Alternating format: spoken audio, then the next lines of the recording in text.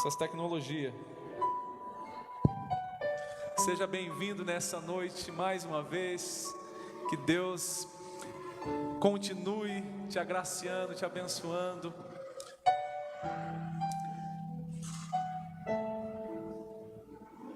Eu gostaria de continuar o estudo que nós estamos partilhando às quintas-feiras aqui na igreja, acerca das cartas de Jesus para as suas igrejas, que está lá em Apocalipse. Se você puder abrir a sua Bíblia, esse livro talvez é o mais fácil de encontrar na Bíblia.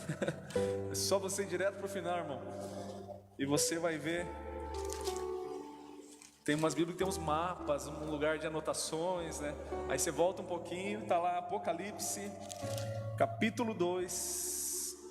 Nós vamos ler a partir do verso 12.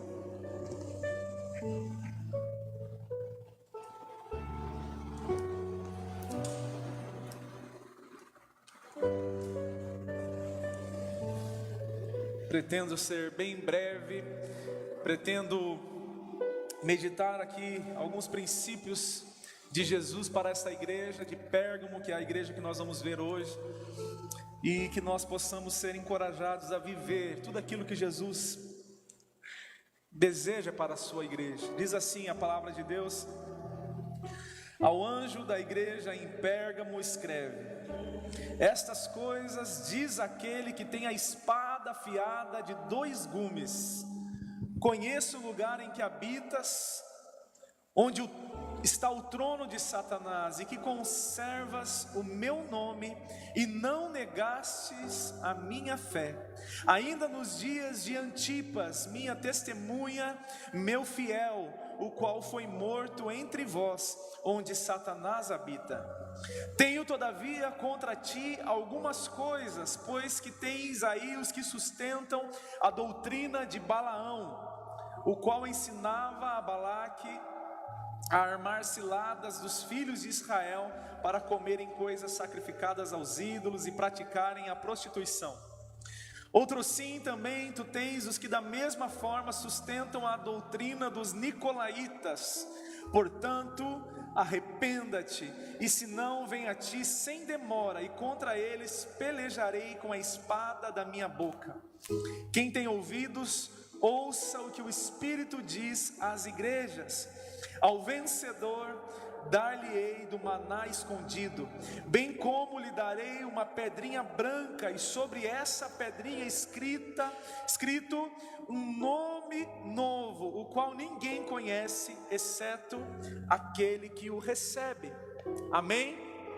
Até aí a nossa leitura nessa noite, a nossa meditação, a carta de Jesus, através do apóstolo João, enviada à igreja, ao anjo da igreja de Pérgamo. Nós temos estudado aqui, você que tem vindo às quintas-feiras, nós temos estudado a carta de Apocalipse, e nós temos lido as palavras de Jesus para as 7 igrejas. Nós estamos na terceira igreja, na terceira mensagem de Jesus à igreja.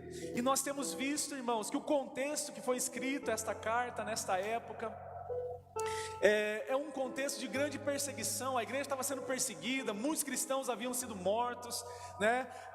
Já tinham morrido em nome de Jesus por não negarem a sua fé. Inclusive aqui é citado um deles, né? Antipas, fiel testemunha de Jesus Cristo, né? Foi morto como um mártir na época que foi escrito esta carta.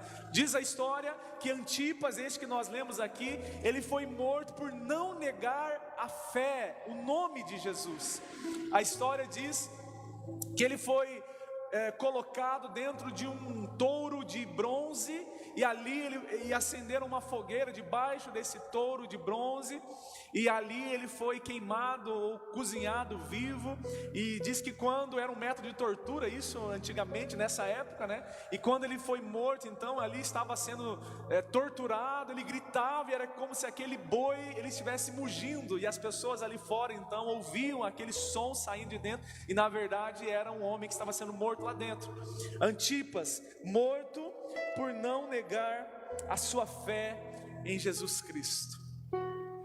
Então, o contexto de bastante perseguição, nós vimos que João, que escreveu o Apocalipse, está isolado na ilha de Patmos, teve uma visão, uma revelação de Jesus Cristo, que mandou escrever essas coisas, e estas cartas, irmãos, as igrejas mostram o zelo de Jesus pela sua noiva, o amor de Jesus pela sua igreja. Você acredita que Jesus tem um amor pela sua igreja, irmãos? Você acredita que Jesus, Ele anda, Ele passeia, Ele zela pela sua noiva? Nós somos a igreja de Jesus Cristo, nós somos comparados à noiva de Jesus Cristo. Irmão, se tem alguém que ama a sua noiva, que zela, que cuida da sua noiva, é o nosso Senhor Jesus. Nós maridos, nós que somos casados, deveríamos aprender com Jesus, com os princípios de Jesus, porque Ele ama, Ele cuida, Ele zela, e não apenas isso, Ele morreu, Ele deu a sua vida pela sua igreja. Amém? Então cada igreja tem ali uma notícia boa, uma notícia ruim. Cada igreja tem uma boa nova e tem muitas vezes uma correção, uma palavra de exortação. Exceto duas dessas 7 igrejas, foram as únicas duas que só receberam elogios de Jesus. As demais todas receberam elogios, mas também correções. Você acredita que você precisa de uma correção de vez em quando de Jesus? Amém? Nós precisamos, né, irmãos? Um puxãozinho de orelha às vezes, sim ou não? Ou só eu aqui? Irmãos, nós precisamos ser corrigidos. A correção, irmãos, é por amor a nós. A Bíblia diz que o pai corrige ao filho a quem ele ama. Se o pai ama o seu filho, então é certo que ele irá corrigir os seus filhos. E nós precisamos, irmãos, ser corrigidos muitas vezes. Nós vemos aqui então que essa igreja era uma igreja que guardava a fé em Jesus, apesar do lugar onde ela está ter o trono de Satanás, o lugar onde Satanás habitava. Olha que palavra forte, né, irmãos? Meu Deus, mas como assim, pastor? O trono de Satanás, como isso? Obviamente que não era o trono físico do diabo, não era um lugar, né? Satanás não está sentado numa cadeira lá em Pérgamo, né? É óbvio que é uma simbologia, algo espiritual, uma analogia. E nós vamos ver por que isso, o porquê que Jesus disse que Satanás habitava naquele lugar. Pérgamo era uma das maiores cidades da Ásia Menor, ali daquela região onde hoje é a Turquia. Você pode dar uma olhada no mapa depois, dá um Google lá, você vai ver aonde ficavam as 7 igrejas, naquele lugar onde fica a Turquia, na Ásia Menor. E Pérgamo era uma cidade onde havia muita sabedoria, muita inteligência. Aliás, ali ficava uma das maiores bibliotecas do mundo antigo, onde tinha aproximadamente 2.000 exemplares de livros, irmãos. Você acredita nisso? Naquela época. E quando você pensa livro, não é livro assim como nós vemos hoje, mas eram pergaminhos, 2.000 pergaminhos aproximadamente. Aí, naquela época não se sabe o motivo, né? O rei ali de Pérgamo, o imperador, ele importava o papiro do Egito, e por alguma razão ele brigou com o rei do Egito e parou não conseguia mais importar o papiro. Então o imperador falou assim: nós vamos continuar sendo a maior cidade aqui, vamos produzir livros, nós vamos inventar um trem aqui que nós vamos escrever. E aí foi quando eles inventaram o pergaminho.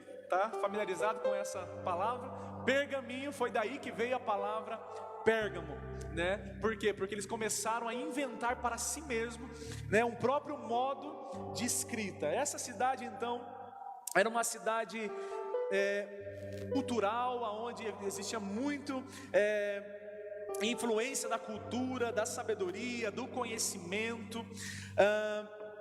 Uma cidade talvez um pouco menor do que Éfeso, que é a primeira cidade que nós lemos, mas talvez seja a segunda cidade em tamanho, em uma cidade exponencial. E nós vemos ali que Jesus diz que Satanás habita naquela cidade, irmãos. Mas antes de nós vermos isso, você percebe que Jesus ele vai se identificando logo no começo. Versículo 12: isto diz aquele que tem a espada aguda de 2 gumes. A espada aguda de 2 gumes. Jesus ele se identifica para essa igreja, dizendo que ele tem a espada. E qual é a espada, irmãos? O que é essa analogia da espada na palavra de Deus? Abre comigo lá rapidinho, deixa aí o teu dedo aí em Apocalipse, mas dá um pulinho para mim lá em Hebreus, capítulo 4, verso 12. Nós vamos ler o que é essa espada.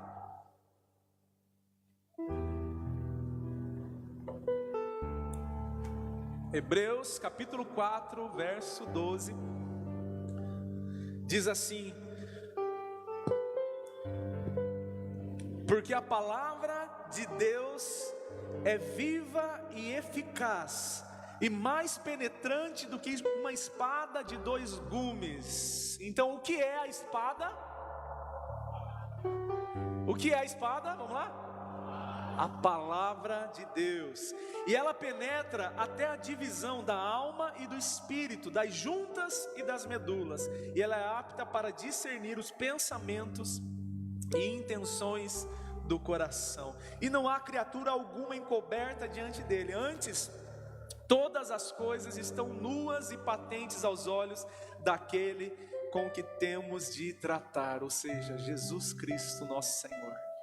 Aleluias. Irmão, Jesus está dizendo que ele tem essa espada, ou seja, ele detém a verdade, e a verdade é a palavra de Deus. Irmãos, você já notou que a nossa geração é uma geração que não gosta de verdades absolutas? Já notou isso ou não? Hoje a nossa geração, intitulada geração Y, Z, sei lá das quantas aí, como disse um filósofo, é considerada uma geração líquida.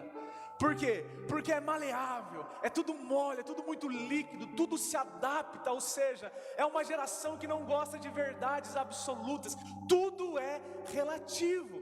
Eu não posso dizer que eu creio numa verdade, ponto final. Por quê? Não, se é verdade para mim, pode não ser verdade para o outro, pode ser verdade para o fulano, para o ciclano, não. Então é relativo. E o cristianismo, irmãos, ele lida com verdades absolutas. Se você crê em Jesus, você vai precisar admitir verdades absolutas. Não tem como negociar, irmãos. Jesus diz em João, capítulo 4, versículo 16, ele diz assim: eu sou o caminho, a verdade e a vida. Perceba uma coisa, ele não diz assim: eu sou uma das opções de caminhos que tem por aí, eu sou uma das verdades aí existentes, eu sou uma das possibilidades aí existentes. Jesus não fala isso, ele diz: eu sou o caminho, a verdade e a vida. Ou seja, não tem outra possibilidade de irmos ao Pai, de sermos reconciliados novamente com o Pai, de sermos perdoados dos nossos pecados, de nascermos de novo, de voltarmos ao lugar de origem, se não for através de Jesus Cristo. Ah, pastor, mas tem a religião YZ, tem a crença tal, tem a espiritualidade, né, X ou Y. Irmãos, Jesus é categórico ao dizer: eu sou. Você consegue entender o peso dessa palavra, irmãos? Eu sou. É por isso que ele foi, né, muitas vezes os fariseus religiosos da época rasgavam suas vestes, pegavam em pedras para apedrejar Jesus. Por quê? Porque quando eles ouviam eu sou, irmãos, somente Deus pode arrogar para si esta palavra, eu sou. O judeu, inclusive, ele diz, esse verbo ser é dado somente a Deus. Ele diz eu estou, ele não pode dizer eu sou. Eu estou pregador nessa noite, eu estou um barbeiro, eu estou uma manicure, eu estou um médico. Ele não pode dizer eu sou, porque o único que pode dizer eu sou é o Deus Todo-Poderoso, Criador dos céus e da terra. E Jesus, de repente, ele encarna em forma de homem e ele diz: eu sou o caminho, a verdade e a vida, eu sou o pão vivo que desceu do céu, eu sou a videira verdadeira, eu sou o Filho de Deus, eu sou o Cristo, o Messias que viria salvar a humanidade. Então nós precisamos lidar com verdades absolutas. Jesus é aquele que detém a espada, irmãos, a verdade, a palavra de Deus é a verdade, irmãos. A minha vontade, o meu achismo, os meus preceitos, preconceitos, tudo que eu penso, paradigmas, irmãos, ele vai até o momento onde isso choca com a palavra de Deus. Quando isso choca com a palavra de Deus, eu preciso submeter a palavra dele. Mas eu fui criado assim, eu penso assim, eu acho assim. Beleza, nós temos opiniões diferentes aqui, temos várias mentes, vários pensamentos, mas o nosso pensamento, ele vai, enquanto cristão, irmãos, submisso à palavra de Jesus. A palavra de Jesus.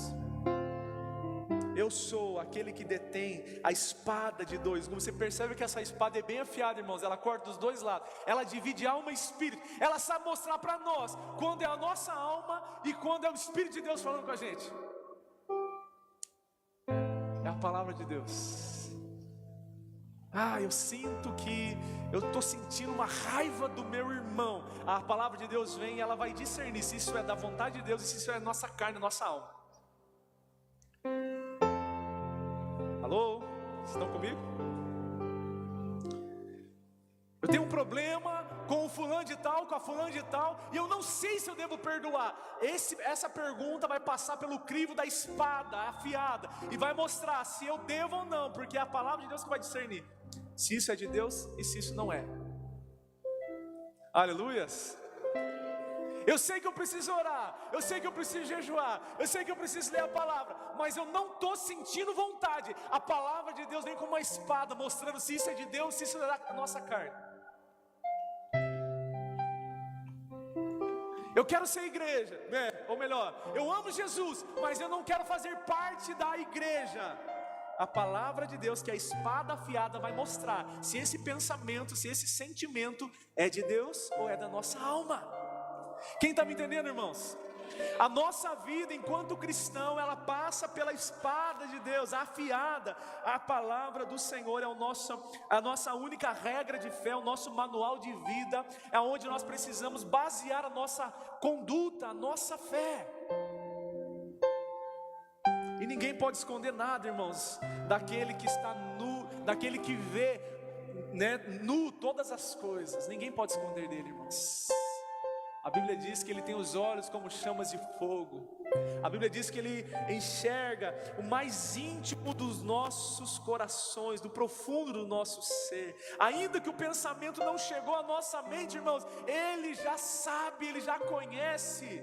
Nada pode escapar aos olhos de Jesus. Então quando a gente vai dar um passinho para o erro, irmão, para o pecado, a gente não deveria olhar assim para o lado, a gente deveria olhar assim, aos olhos daquele que tudo vê, irmãos. Porque a gente pode enganar a esposa, a gente pode enganar os filhos, a gente pode enganar o pastor da igreja, a gente pode enganar o vizinho, o patrão, o empregado, a gente pode enganar as pessoas por um determinado tempo, irmãos. E uma hora a verdade vem à tona, né? Mas aquele que tem os olhos que tudo vê, aquele que detém a palavra, a espada afiada, irmãos, nada e nem ninguém pode esconder algo dele. Ele detém essa espada, irmãos. Tudo que ele diz se cumpriu, está se cumprindo e irá se cumprir. Se ele prometeu algo para você, você pode ter certeza que ele irá cumprir. A palavra dele é fiel. Quando ele dá a palavra, quando ele libera a palavra, uma promessa, uma sentença, então aquilo irá se cumprir. Segundo ponto que eu consigo aprender desse texto é esse momento onde ele diz que, versículo 13: sei onde habitas, que é onde está o trono de Satanás, mas retens o meu nome e não negaste a minha fé. Irmãos, por que Jesus disse que naquela cidade havia o trono de Satanás?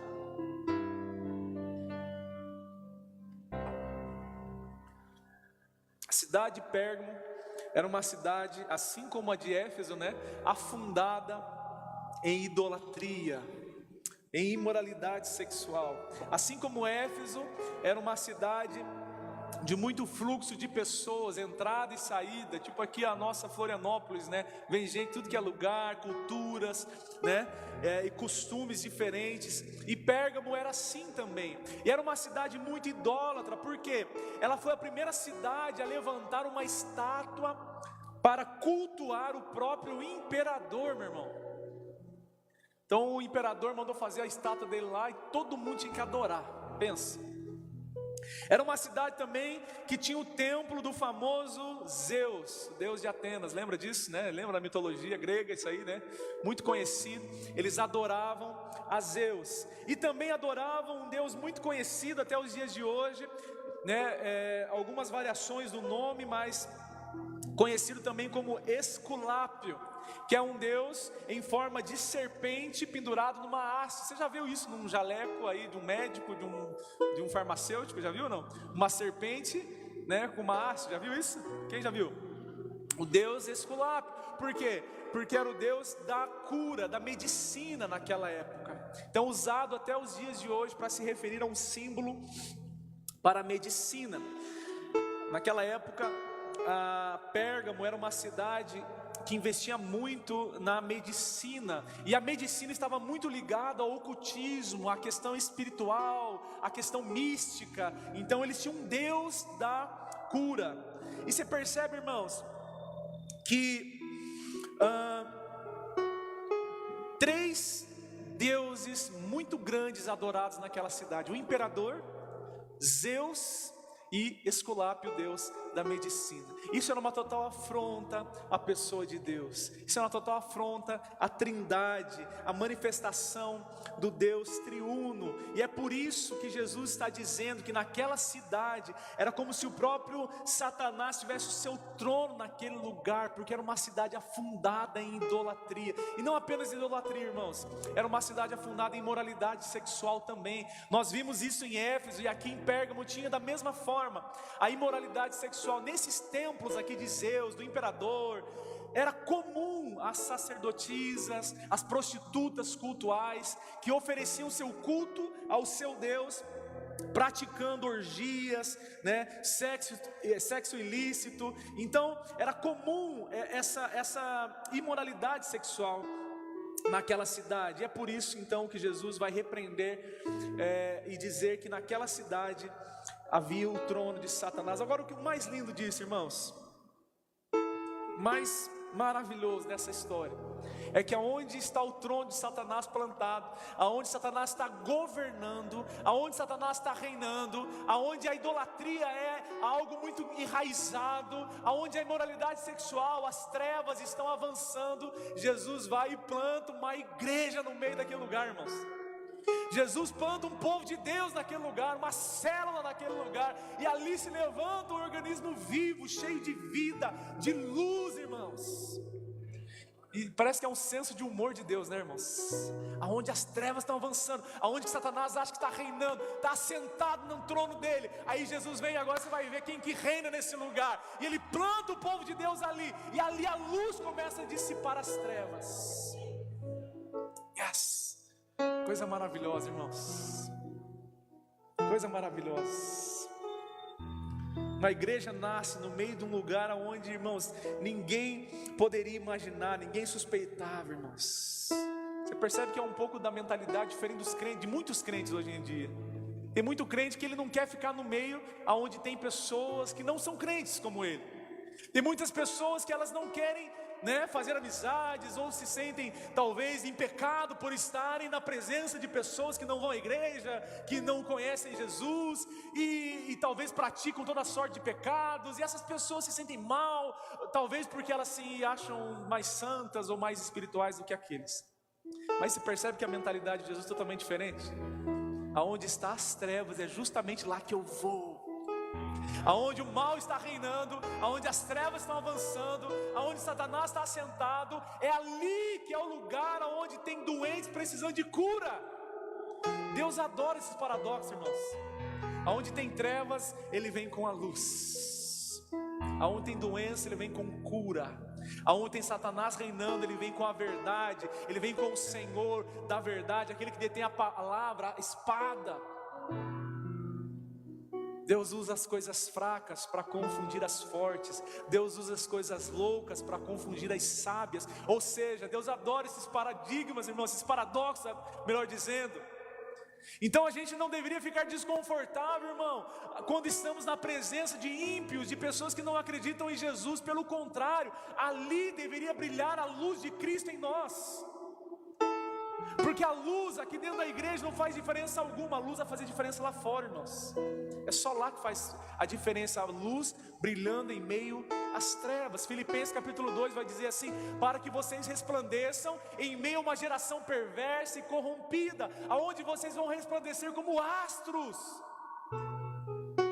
E essa luz não vem de nós, vem de Jesus, irmãos. A luz que há em nós vem de Cristo. Então, irmãos, saiba de uma coisa: se tem trevas na sua vida, se tem mentira na sua vida, se tem mal de alguma forma influenciando a sua vida ou ao redor da sua vida, saiba que Jesus quer chegar ali com a luz dele, com a verdade que é a espada afiada dele. Saiba que Jesus quer tocar essa área da sua vida. A nossa igreja mesmo aqui está plantada num lugar mais ou menos de trevas, irmãos, parecido com esse aqui de Pérgamo, né? Um lugar de intenso tráfico de drogas, um lugar de imoralidade sexual, um lugar onde tem muitas famílias destruídas, um lugar onde existem muitas pessoas morando na rua, adictos, né? Pessoas viciadas em drogas. E a nossa igreja está plantada nesse lugar, irmãos. E aqui nós precisamos resplandecer com a luz de Jesus Cristo. Não tem sentido estarmos aqui, irmãos. Não tem sentido. Nós precisamos fazer a diferença nesse lugar. Nós precisamos entender que se Satanás está reinando nesse lugar, Jesus nos colocou aqui para fazermos a diferença. E eu pergunto para mim e para você nessa noite: você deseja ser um agente de transformação? Você deseja, meu irmão, ser um agente de luz em meio às trevas? Ser a diferença? Vai estar todo mundo mentindo lá ao teu redor, irmãos. Todo mundo enganando, defraudando, todo mundo, sabe, com raiva dos outros. Mas você vai ser diferente lá naquele lugar. Você vai caminhar em verdade. Você vai ter uma palavra diferente. Você vai ser a luz, um agente de transformação. É assim que Jesus faz. E interessante também que tem muito crente que tem medo do mal, né, irmãos? Tem muito crente que tem medo de Satanás, medo do inimigo, medo das trevas. Tem muito crente, irmãos, que anda com medo. Ele não conhece em quem ele crê. Ele não conhece o nome de Jesus. Ele não conhece a autoridade de Jesus. Tem muito crente que tem medo, né? Passar perto da macumba, ver a macumba lá, vela acesa, galinha morta, pipoca, rosa, champanhe. E ele passa assim, ele já atravessa a rua, vai correndo. Deus o livre, esse negócio pega em mim, que falta fazer um negócio, o sinal da cruz. Ele tem medo, irmãos, de passar perto desse trem. Tem muito crente que tem medo de escuro, irmãos. Tem muito crente que tem medo de pisar em lugares assim, que ele sabe que ali tem gente que dá macumba, tem gente de espírito, né?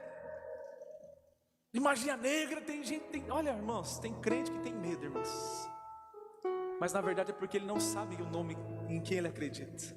Ele não sabe o poder do nome de Jesus Cristo. Ele não sabe, ele não conhece, irmãos. Você percebe que aqui tem uma igreja plantada, onde o próprio Jesus diz que Satanás está sentado, está reinando, está num trono naquele lugar. Mas o mal não toca os seus filhos. O mal não toca essa igreja. Lá em 1 João vai dizer que aqueles que são do Senhor, o maligno não os toca. Se você conhece a tua autoridade em Jesus Cristo, se você é um filho de Deus, se você sabe que é um filho de Deus, irmão, tem aliança com Jesus Cristo, o maligno não te toca. Para de ter medo em nome de Jesus. Para de ter medo de Satanás, irmãos. Você lembra de uma época, quem que era daquela época, que dizia que os demônios estavam nas coisas, estavam no rótulo de Coca-Cola, tinha uma marca chamada Fidudido, quem lembra disso aqui? Aí, e a nossa avó falava assim, aí ó, essa camiseta, ó, filho do diabo, filho do diabo. Não pode usar, irmão, porque se usar vai acontecer uns negócios ruins com você. Aí veio o desenho do Pokémon, quem lembra? Ó, Pokémon é demônio de bolso, não pode. Se você instalar esse negócio no celular, vai dar alguma coisa na tua vida e o mal vai tocar você. Quem lembra essa aspiração assim? Rótulo da Coca-Cola. Voltava a fita ao contrário, né? Lembra disso? Você abominava a fita ao contrário assim. Davam lá aí dava a entender uma palavra lá e ó, é mensagem, é ocultismo. Olha isso aqui. E era um medo, irmãos. O crente caminhava com medo dentro da igreja, irmãos. Quer ver se ganhava aquelas bonecas medonhas, né? Misericórdia, irmãos. Tem uns bonecos, uns brinquedos assim que misericórdia. O crente fala, vai levantar à noite para ir no banheiro, olhava para aquele boneco, faltava virar a cabeça assim acompanhando. Tem crente com medo até hoje, irmãos. Se ele usar, se ele jogar, se ele assistir, se ele vestir, se ele tomar tal bebida, se ele comer tal alimento, o maligno não os toca. Por quê? Porque não conhece a autoridade que tem no nome de Jesus. Aqueles que são do Senhor são guardados nele, irmão. Você percebe que Satanás, irmão, entenda uma coisa em nome de Jesus: Deus não tem inimigos. Repita assim comigo: Deus não tem inimigos. Irmãos, Deus é criador, diabo é criatura. Quem tem mais poder? Vou repetir isso. Deus é criador, Satanás, Lúcifer, diabo, capiroto, lapeta, coisa ruim, é criação, é criatura. Quem tem mais poder? Aquele que cria ou aquele que é criado? Então, em nome de Jesus, irmão, você tem autoridade no nome do Senhor. Ele já delegou sobre a sua vida. Você não precisa ter medo, irmão. Macumba, coisa ruim, praga jogada em você, palavra lançada contra você, nenhuma arma forjada prosperará contra aqueles que estão em Cristo Jesus. Aleluias, glória a Deus, irmãos. Não vai prosperar, irmão. Não vai prosperar contra você. Pode ficar tranquilo, irmãos. Ai, eu fiquei sabendo que amarraram meu nome na boca do sapo e agora. Ai, meu Deus do céu. É por isso que eu bati meu carro. É por isso que o dinheiro faltou esse mês. É por isso que eu estou brigando em casa. É porque eu sabia, fizeram uma macumba contra mim. Ah, meu irmão, se você soubesse quem é o teu rei, quem é o teu Senhor. Ah, meu irmão. Como disse Martinho Lutero, o diabo, ele é como um cão na coleira do seu dono. O diabo só está contando as horas, irmãos. O inferno foi criado para ele, para os seus demônios, para os seus anjos, que ele derrubou junto, e para aquele que não crê em Jesus. O diabo não é um lugar onde ele vai ficar reinando, massacrando as pessoas. O diabo é um lugar onde ele vai ser lançado também. Desculpa te escandalizar, mas o inferno foi criado por Deus, tá? Heresia, pastor, como assim? O inferno é do diabo, pastor, como assim? Culto de quinta-feira é um culto mais de ensino, irmão. É um negócio mais aprofundado, que é para escandalizar mesmo. Aonde você viu na Bíblia que o inferno foi criado pelo diabo? Aonde você leu na Bíblia que no inferno é o diabo que vai ficar com o tridente lá, espetando o teu bumbumzinho lá? Vai ficar fritando as pessoas lá. Aonde você viu na Bíblia isso aí? A Bíblia diz, 1 Tessalonicenses, que quando ele se levantar o anticristo, preste atenção, quando se levantar aquele que é o representante do próprio diabo, o Senhor Jesus virá e apenas com o hálito da sua boca vai derrotar o seu inimigo, irmãos. E no último dia, meu irmão, vai ser lançado naquele lugar o diabo, seus anjos e aquele que não crê, os bodes, aqueles que estão à esquerda de Jesus, aqueles que não reconheceram como Senhor e Salvador das suas vidas. O diabo não governa nada, irmãos. O diabo está também aguardando o seu momento de juízo. É o Filho de Deus, é a igreja que detém a autoridade, irmãos. Jesus disse assim, ó: eu vos delego toda a autoridade me foi dada e eu envio vocês. Ou seja, ele delegou sobre nós a autoridade. Então vai em nome de Jesus e governe sobre as trevas, meu irmão. Aleluias.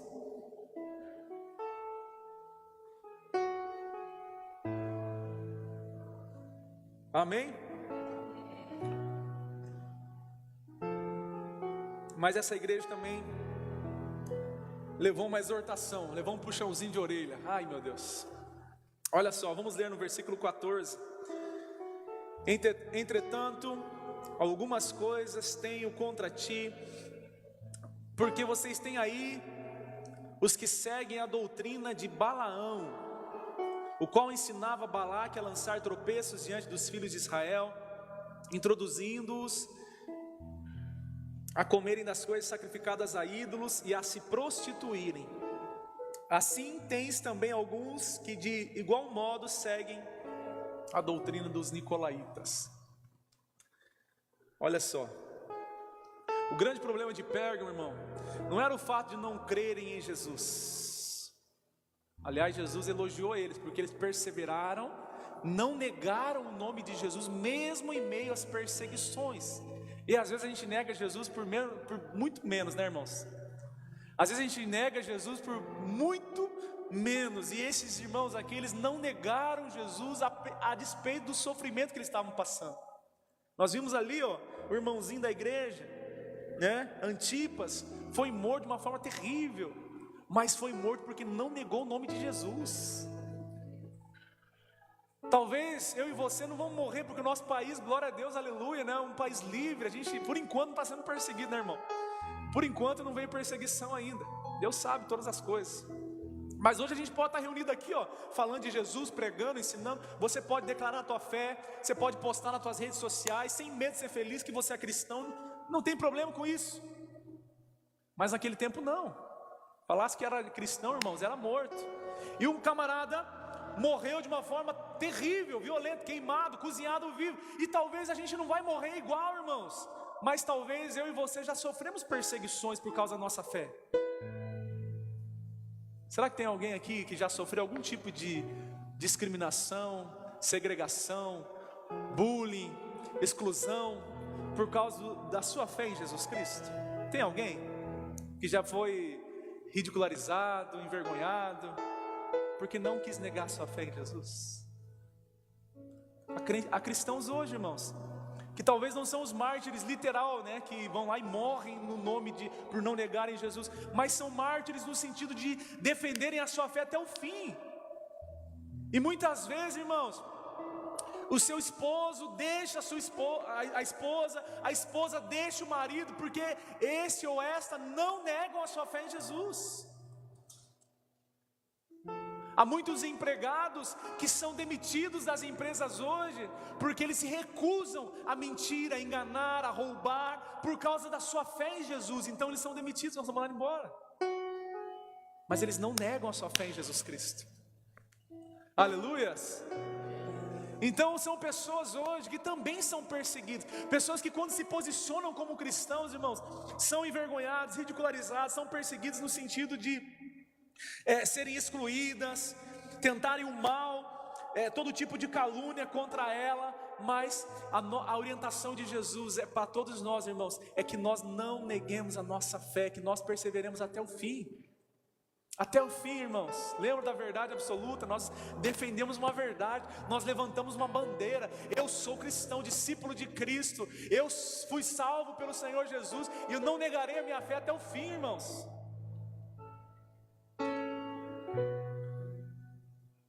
Você negocia qualquer coisa, você negocia teu carro, tua casa, teu relógio, tua roupa, você negocia qualquer coisa, irmão. Só não vende o corpo, em nome de Jesus. Mas a tua fé você não negocia por nada, amém? A tua fé, irmão, você segura, você detém ela e você não negocia por coisa alguma, até o fim. E qual que era o problema de Balaão? Quem que era esse camarada aqui? Você vai lembrar no povo de Israel, bem rapidinho, só para você entender. O povo de Israel saiu do Egito, estava lá faceiro, vamos caminhar para a terra prometida, aleluia, glória a Deus. E de repente eles acamparam diante de uma cidade inimiga. Não me lembro se eram os moabitas, algum povo aí que era inimigo de Israel.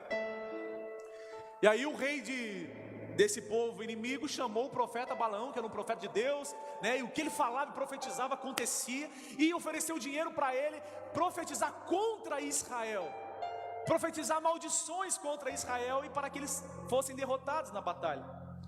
E o Balaão ali meio que ficou meio assim, tal, mas aceitou a grana e foi lá para o monte e começou a profetizar contra Israel.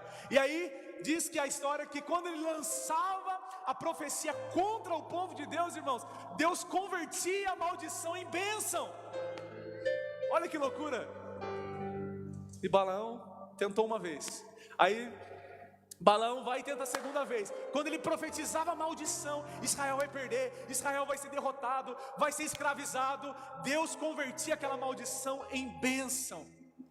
Segunda vez. E Balaão vai a terceira vez e tenta profetizar contra o povo de Deus, e Deus converte a maldição em bênção. Esse é o nosso Deus, irmãos. Esse é o nosso Deus. Converte aquilo que é de mal, converte aquilo que é de maldição em bênção para os seus filhos, para aquele que crê. Você leu em Romanos um texto que diz que Deus faz que tudo coopere para o bem daqueles que o amam, sim ou não? Todas as coisas, irmãos, podem acontecer coisas ruins ao nosso redor, mas de alguma forma espiritual, pelo grande amor de Deus, Ele faz que aquilo de alguma forma coopere para o nosso bem.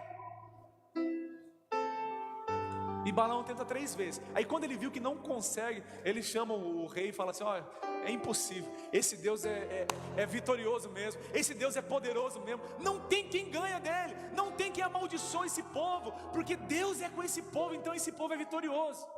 Mas ele fala assim: oh, mas eu tenho uma ideia. Se você não pode destruí-los por fora, então vamos tentar destruí-los por dentro, de dentro para fora. E sabe a ideia que ele dá então para o rei inimigo?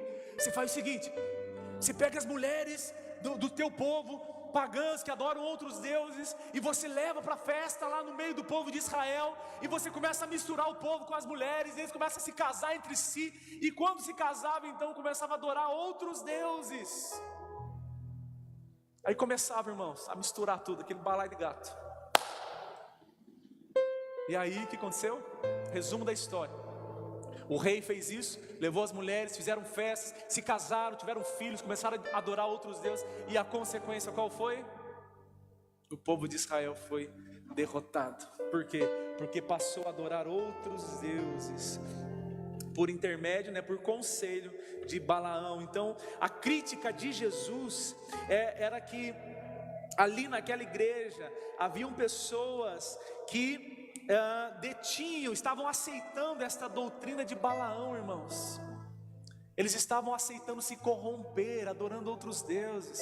Eles estavam aceitando se corromper, se prostituindo, dizendo que não dava nada. A doutrina dos nicolaítas, que é outra doutrina também levantada aqui, é mais ou menos da mesma coisa, é mais do mesmo. Era o tal do Nicolau que disse assim, se Jesus disse assim, que aonde abundou o pecado, superabundou a graça, então quanto mais você pecar, mais graça você vai ter. Olha que ideia maravilhosa, irmão. Peca bastante, porque quanto mais você pecar, mais graça vai ter sobre a sua vida. Olha que ideia genial. E Nicolau disse que ele deu essa ideia para a igreja. E ele disse assim, espírito é uma coisa, espírito está com Deus, mas a carne, você pode fazer o que você quiser com ela. Então você pode se prostituir, orgias, imoralidade sexual, não dá nada. Jesus te ama e a graça está sobre você e vai dar tudo certo no final. A doutrina dos nicolaítas era essa, irmão. É a doutrina do dá nada. Já ouviu isso aí, não? Dá nada. Isso aqui não pode, isso aqui, mas não dá nada. É a doutrina dos nicolaítas. Sabe quando a gente erra, a gente falha, e o pecado ele é prazeroso, amém, irmãos? Porque se não fosse prazeroso para a carne, ninguém pecava, sim ou não? Se o pecado não fosse atraente aos olhos, ninguém caía em pecado, estava todo mundo, glória a Deus, aleluia, santificado, Mas é porque o pecado é prazeroso, é satisfatório aos olhos, que tanto nos cobiça, Agora, quanto mais a gente se afunda nesse pecado, quanto mais a gente começa a praticar esse pecado como estilo de vida, irmãos, esse pecado passa a se tornar iniquidade, ou seja, um estilo de vida para nós. É onde a gente começa a já não sentir mais dor por causa do pecado. A gente não começa mais a sentir o peso do pecado. A gente começa a achar que tudo é normal, não dá nada, é tranquilo, Deus está vendo, Deus me ama, Deus me perdoa. E a gente começa a fazer aquilo como estilo de vida, irmãos. É o cara que conta uma mentirinha, sabe assim? A mentirinha, não dá nada, a mentirinha desse tamanho é pro bem. Já viu a mentirinha do bem ou não? É pro bem, eu menti, mas é para beneficiar o outro. E ele começa uma mentirinha, amanhã tem outra mentirinha, amanhã depois tem outra mentirinha, e depois tem uma mentira, e depois tem uma mentirona, e aí vai, irmão, até o momento que ele já não sente mais o peso que é uma mentira para Deus.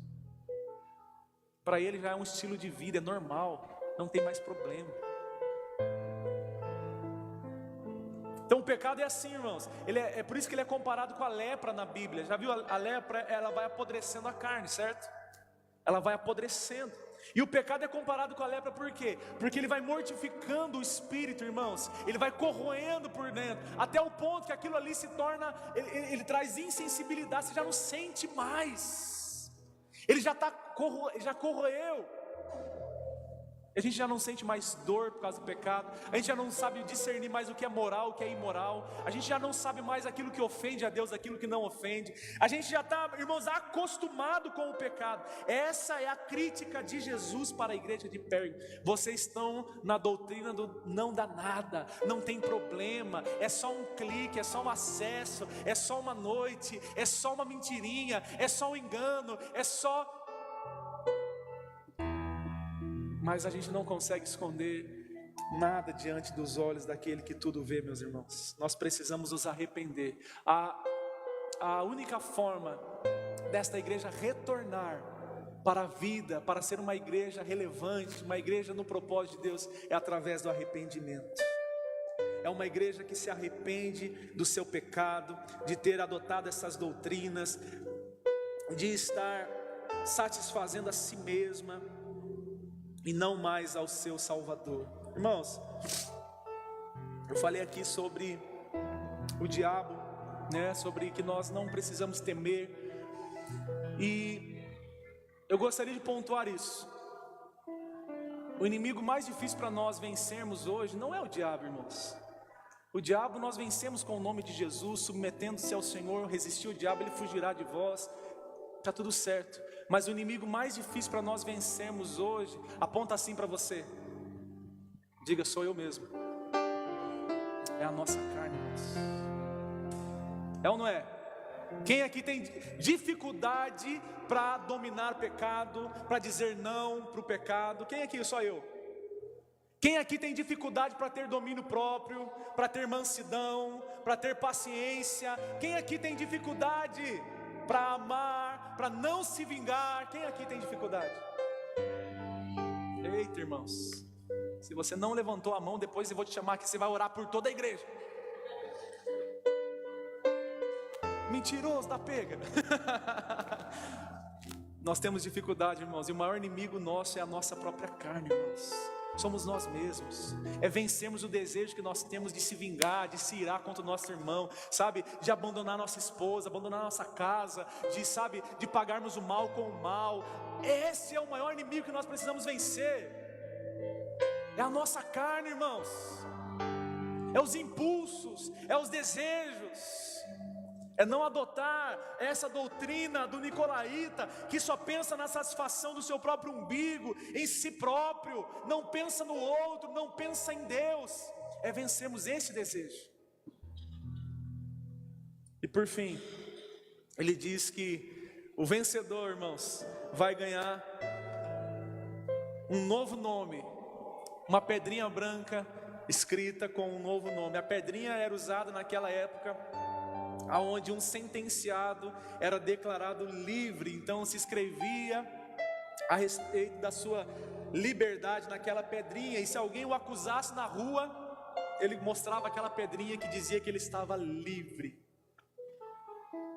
Jesus está dizendo que se nós guardarmos a sua palavra, se nós perseverarmos no Senhor, se nós formos fiéis a Ele, se nós não negarmos a despeito das circunstâncias que passarmos, das perseguições que passarmos, se nós não negociarmos nossos princípios e valores, irmãos, nós vamos encontrar nossa verdadeira identidade, o nosso verdadeiro nome, e é o Senhor quem nos dará Ele. Esta pedrinha, irmãos, significa esse novo nome, uma nova criatura. Nós celebramos outro dia o batismo nas águas, aonde nós simbolicamente mergulhamos a pessoa, morre uma velha criatura, um velho homem, e ressurge uma nova criatura, ganha-se um novo nome, uma nova identidade em Cristo Jesus. Nós tínhamos uma identidade no passado sem Jesus, éramos escravos, estávamos afastados de Deus, éramos por natureza filhos da ira, estávamos afundados em nossos pecados, delitos, e quando recebemos a Cristo, irmãos, quando nosso coração foi regenerado pelo Senhor, então nós renascemos, irmãos, nós ressurgimos uma nova criatura. Agora somos chamados filhos de Deus, não mais escravos. Agora não somos mais chamados escravos, mas amigos de Deus. Agora somos chamados povo escolhido, sacerdócio real, nação santa, povo, família de Deus. Nós ganhamos um novo nome, irmãos. Aquele que não amava, agora ele passa a amar. Aquele que não cuidava, agora ele passa a cuidar. Aquele que não se importava, um novo nome dele agora, ele passa a cuidar, a se importar do próximo. Aquele que vivia na mentira, agora ele ganha um novo nome, e agora ele caminha na verdade. Ele não consegue mais mentir, porque a natureza dele é verdade.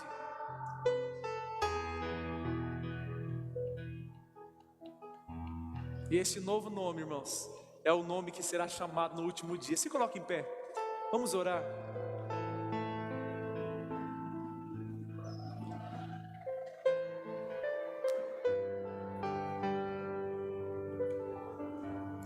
Feche os teus olhos.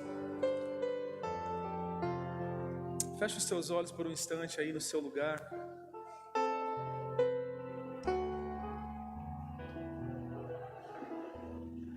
Pensa um pouquinho nesta palavra.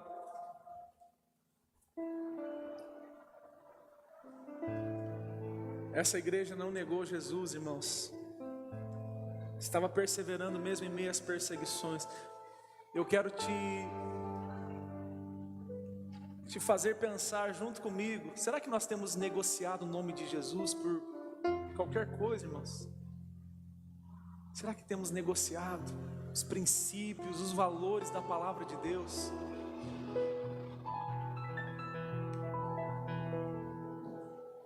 Será que nós temos aceitado os convites desse mundo e dito sim aos prazeres dessa terra e virado as costas para aquilo que é moral, para aquilo que é de Deus?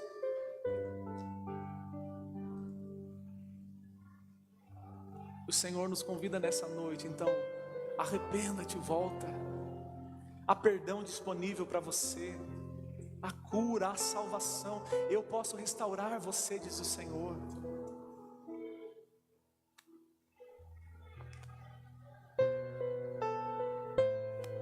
Será que nós já temos vivido, irmãos, como aqueles que adotaram a doutrina dos nicolaítas e de Balaão, que já se acostumaram com o pecado?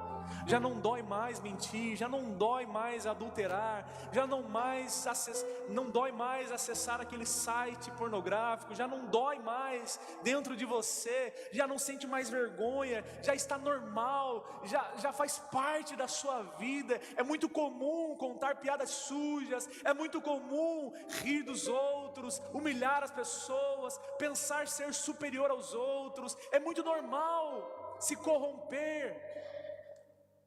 Será que já não está doendo mais, irmãos? E o Senhor diz da mesma forma: é tempo de arrepender-se, é tempo de voltar. O Senhor nos chama a ter essa sensibilidade espiritual, a andar sim em santidade, a viver para Ele, a doarmos a nossa vida para o Senhor.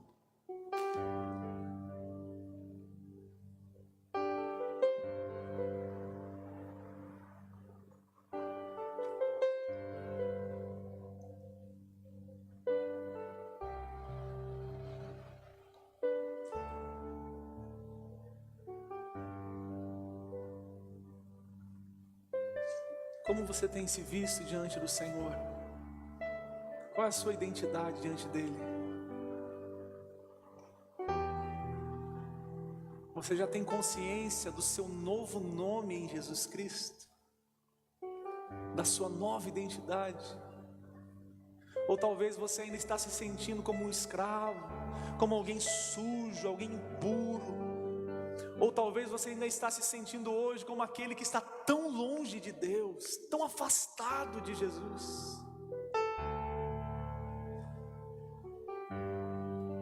Talvez você está ainda se sentindo, sabe, a pior pessoa da face da terra por aquilo que cometeu no passado, por aquilo que cometeu um dia no passado. E o Senhor Jesus, Ele nos convida nesta noite. Eu tenho um novo nome para te dar, filho. Eu posso regenerar teu coração, eu posso transformar tua vida. Eu posso fazer com que essa dor já não doa mais. Eu posso fazer com que essa sujeira seja limpa, seja apagada de uma vez por todas.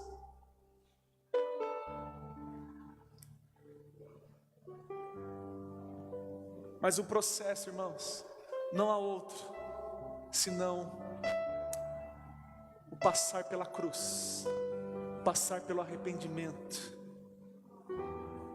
o reconhecimento de quem nós somos.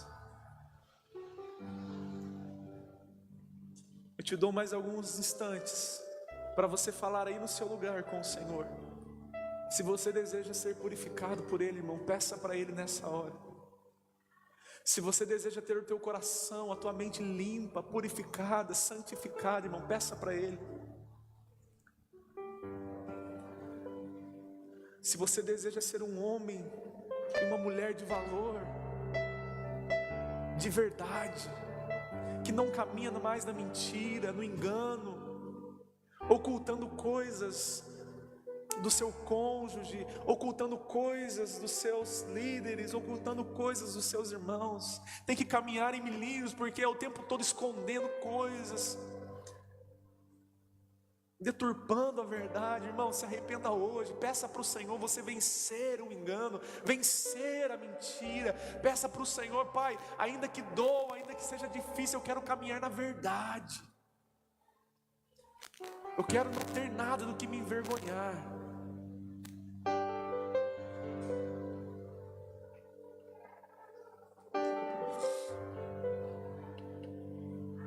Peça para o Senhor limpar teu coração.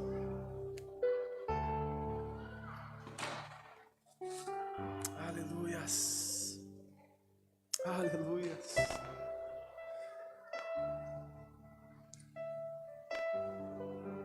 Sim, Espírito Santo de Deus.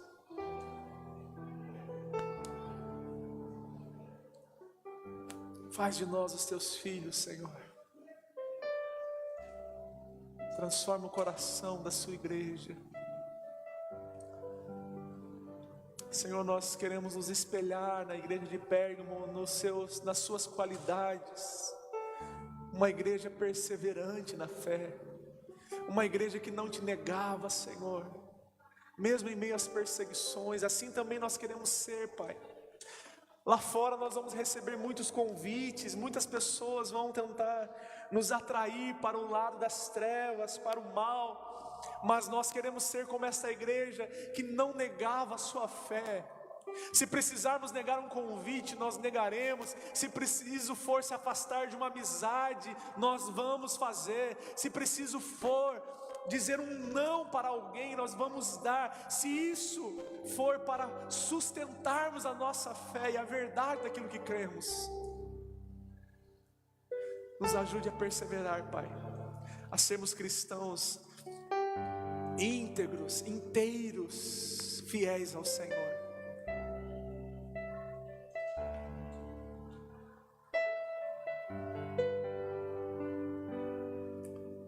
E que nós possamos, por fim, Pai, também sermos corrigidos, exortados nessa noite, com a igreja também de Pérgamo, que deixou um pouco de fermento entrar dentro da igreja, uma falsa doutrina, uma heresia que dizia que não tinha problema conviver com um pouco de pecado, que não tem problema negociar algum valor ou outro, que não teria problema de satisfazer a sua carne, porque o Senhor entenderia, o Senhor conhece e o Senhor aceitaria todas essas coisas. Pai, nós queremos aprender com o erro desta igreja e aprendemos, Senhor, que um pouco de fermento leveda toda a massa, e nós precisamos lançar o fermento velho, a natureza velha, o velho homem, a carne e o pecado. Nós precisamos nos despir dessas coisas, Pai. Se estamos em Cristo, Pai, nós estamos na luz, e para os filhos de Deus já não faz mais sentido viver mais como antes, fazendo as mesmas coisas, praticando as mesmas obras que outrora fazia, mas nós precisamos viver na luz, andar em santidade, buscarmos viver uma vida o mais reta possível diante do Senhor, com o auxílio do Espírito Santo.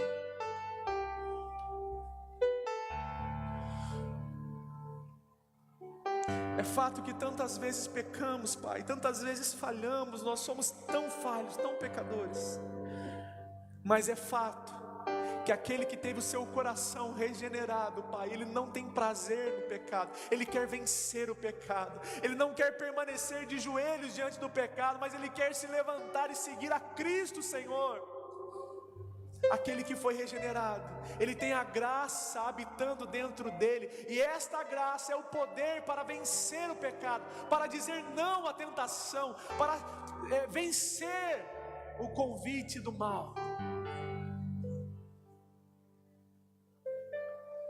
Que possamos aprender com Jesus, que diz em sua oração modelo: Senhor, não nos deixe cair em tentação, mas livra-nos do mal. Que nós possamos ser guardados em Ti, Senhor, preservados no Senhor até o fim. Que nós possamos Te amar sobre todas as coisas, que o Senhor seja o centro da nossa vida, que nós, Pai, possamos estar firmados na verdade, que é a Sua palavra, esta espada afiada, e que ela possa reger, governar a nossa vida para todo o sempre. E quem crê diz amém, amém, amém. Aplauda o Senhor Jesus. Aleluia. Glória a Deus. Dá um glória a Deus aí, irmão. Amém. Você recebe essa palavra no seu coração? Aleluia. Persevere até o fim, meu irmão. Não negocie seus valores, seus princípios. Permaneça. Fácil, pastor? Não é fácil. Se fosse fácil, todo mundo faria. Mas há uma graça disponível a todos nós, que nos dá força para vencer, irmãos, que nos dá a vitória. Amém? Você pode se assentar mais um instantezinho, por favor. Obrigado, filho.